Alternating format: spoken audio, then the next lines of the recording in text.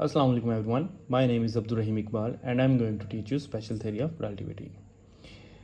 आज हम ऐसे टॉपिक के ऊपर बात करेंगे जिसमें ना सिर्फ स्टूडेंट्स को बल्कि कॉमन पर्सन्स को भी बहुत ज़्यादा इंटरेस्ट होता है। स्पेशल थ्योरी ऑफ रिलेटिविटी में जाने से पहले हम लोग उसकी बेस को समझेंगे, जिसको हम लोग न्यूटोनियन फिज़िक्स या न्यूटोनियन मैकेनिक्स या न्यूटन मैकेनिक्स कहते हैं या क्लासिकल मैकेनिक्स कहते हैं।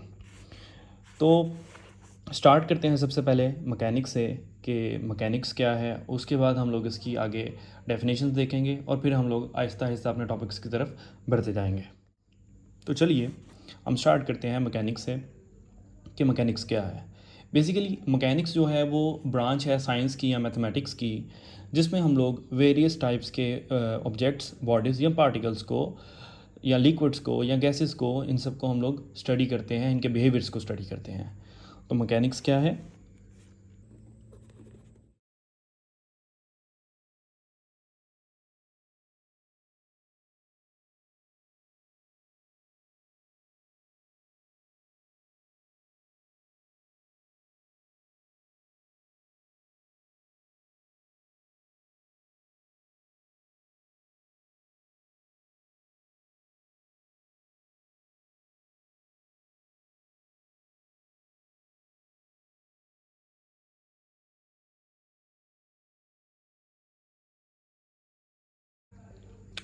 नेक्स्ट हम लोग देखेंगे क्लासिकल मैकेनिक्स के क्लासिकल मैकेनिक्स क्या है।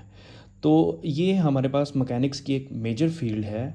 इसको किसने फाउंड किया था? इसको फाउंड किया था गैलीलियो ने, केपलर ने और न्यूटन ने। और ये किस चीज़ के अबाउट स्टडी है? ये बेसिकली हम लोग उन ऑब्जेक्ट्स को स्टडी करते हैं जो स्पीड ऑफ लाइट से लेस स्पीड से मूव करते हैं और जो मैक्रोस्कोपिक होते हैं। मैक्रोस्कोपिक मतलब एस्ट्रोनॉमिकल हो गए ऑब्जेक्ट्स हो गए, जैसे हम लोग बॉडीज़ होगी, ह्यूमन बॉडीज़ हो गई, आम आंख से जो नज़र आने वाली ऑब्जेक्ट्स हैं वो हो गए, स्पेस क्राफ्ट हो गया, प्लैनेट हो गया, स्टार्स हो गए, गैलेक्सी हो गए। इन चीज़ों की स्टडीज़ हम लोग किसमें करते थे? क्लासिकल मैकेनिक्स में करते थे। नेक्स्ट हम लोग देखेंगे क्वांटम मैकेनिक्स के बारे में। तो क्वांटम मैकेनिक्स क्या है? इसमें भी हम लोग उसकी मोशंस और उसके बिहेवियर को स्टडीज़ करते हैं, लेकिन इसमें एक क्लासिकल मैकेनिक्स से डिफरेंस ये आ जाता है कि इसमें हम लोग वो ऑब्जेक्ट्स की स्टडी करेंगे जो माइक्रोस्कोपिक होगी, जिसे हम लोग आम आंख से नहीं देख सकते, जो एटॉमिक लेवल के ऊपर होते हैं, एटॉमिक नेचर के मैटर्स होते हैं, और उनकी जो वेलोसिटीज़ हैं वो कंपेरेबल होती हैं with the speed of light. और स्पीड ऑफ लाइट क्या है? 3 × 10⁸ मीटर पर second.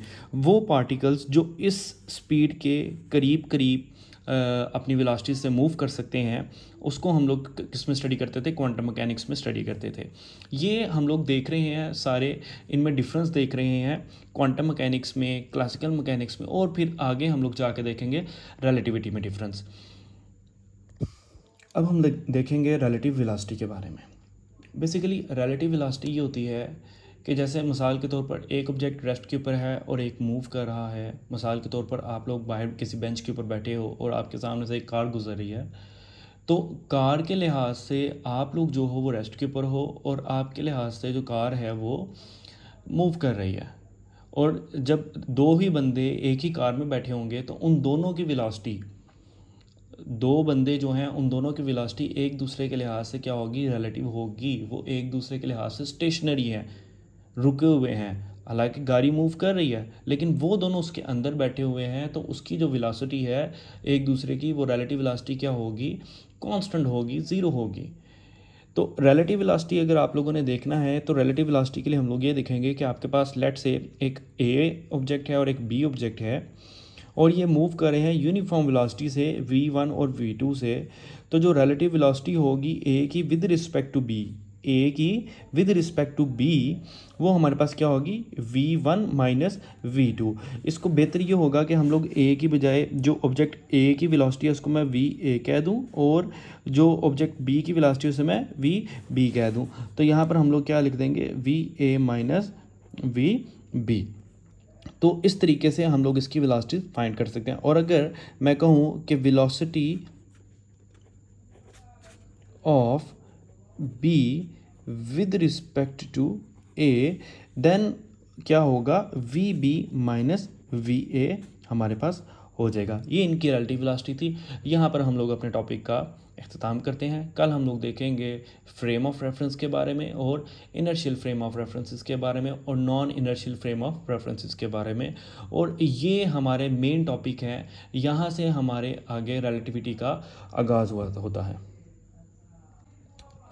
Thank you for watching. Do subscribe, share and like.